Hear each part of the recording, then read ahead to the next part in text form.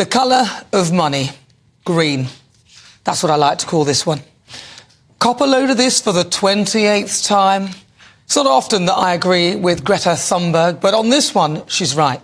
Cop28 is just more blah, blah, blah. They must think we're stupid. This year's COP reads like a five-star holiday. Fly by private jet to the luxurious Dubai, part of the United Arab Emirates. On the agenda, fast-tracking the energy transition and slashing emissions before 2030. Well, that's pretty vague. Transforming climate finance and delivering on old promises that we've yet even to start. I mean, there's been 27 of these damn things already. And setting the framework for a new deal on finance. Let's do some deals and make some money. Putting nature, people's lives and the livelihoods, in particular the oil companies, at the heart of the climate action, which is why we held it here in Dubai. And mobilising for the most inclusive COP ever, whatever that means. Blah, blah, blah. I mean, it's all words. Pope Francis called for an elimination of fossil fuels in his speech delivered by a cardinal because he had a lung infection. King Charles flew in on a private jet to give his speech, sporting what appeared to be a Greek tie after the Elgin Marbles fiasco. Rishi Sunak arrived there on his private jet, spending more time in the air, travelling there and back, than actually at the summit itself. And some 70,000 people will be attending. I mean, think of the carbon that they're going to be burning just to get there.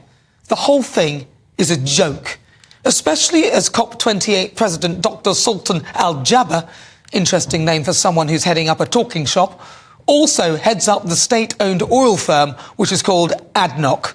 I mean, they're not stupid.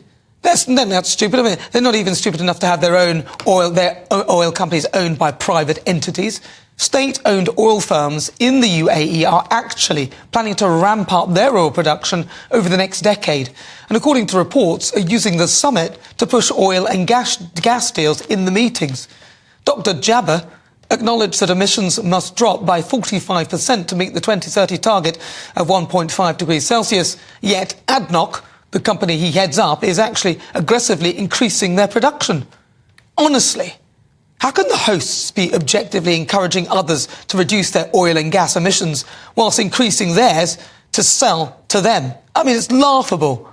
And how stupid are we to sell off ownership of our oil and gas resources? It's rule number one.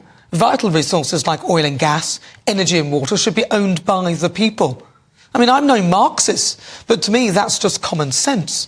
And last year, they created a loss and damage fund to compensate developing countries that they believed were being harmed by climate change, but failed to address the so-called urgent topics such as reducing greenhouse gas emissions, the whole objective of the summit. This mission was described as an utter failure.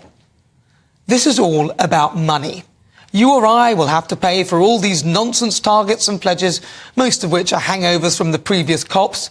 Going green is just the colour of money.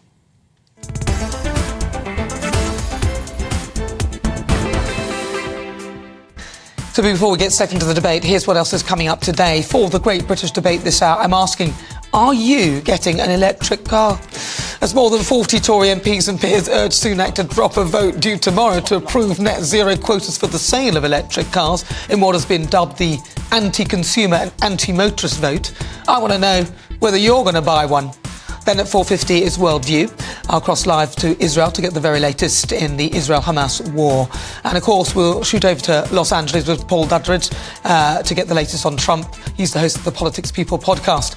Then at 5, it's this week's Outside. Now, I'm going to be joined by an incredible guest. You've got to stay with me. He is the youngest ever star of The Apprentice and also famous for eating McDonald's with cutlery.